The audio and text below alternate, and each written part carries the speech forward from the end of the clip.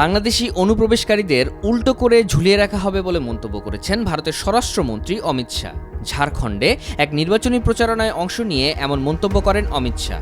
বলেন, ঝাড়খণ্ডে 2/3 আসনে বিজয়ী হয়ে সরকার গঠন করবে বিজেপি। একই সঙ্গে ঝাড়খণ্ডকে রোহিঙ্গা ও বাংলাদেশি অনুপ্রবেশকারী মুক্ত করবে তার দল। ভারতীয় সংবাদ মাধ্যম দ্য হিন্দুর এক প্রতিবেদনে বলা হয়, এ সময় বাংলাদেশি অনুপ্রবেশকারীদের পা ওপরের দিকে দিয়ে ঝুলিয়ে রাখা হবে বলে মন্তব্য করেন তিনি। জাতিসংঘের সাধারণ পরিষদের বৈঠকের ফাঁকে বাংলাদেশের পররাষ্ট্র উপদেষ্টার সঙ্গে ভারতের পররাষ্ট্রমন্ত্রীর বৈঠকের ঘোষণার পর এমন বিস্ফোরক মন্তব্য করলেন ভারতের ক্ষমতাসীন বিজেপির এ জ্যেষ্ঠ নেতা। অমিত শাহ বলেন, বাংলাদেশ থেকে অনুপ্রবেশের কারণে ঝাড়খণ্ডে সম্প্রীতি ধ্বংস হয়ে যাচ্ছে।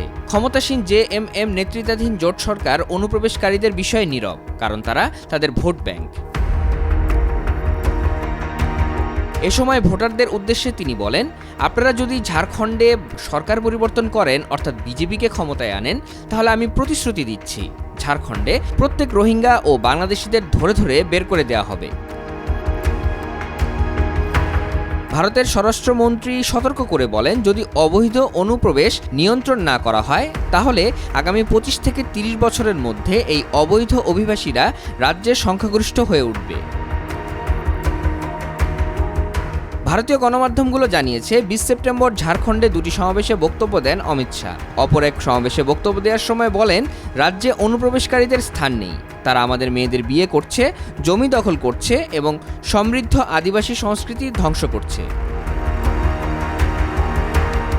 অমিত শাহ ভোটারদের উদ্দেশ্যে বলেন, আমাকে বলুন, এই ভূখণ্ড আদিবাসী নাকি রোহিঙ্গা ও বাংলাদেশি অনুপ্রবেশকারীদের? জেএমএম বা কংগ্রেস কেউ ঝাড়খণ্ডকে বাঁচাতে পারবে না, শুধু প্রধানমন্ত্রী নরেন্দ্র মোদী এ রাজ্যকে বাঁচাতে পারেন।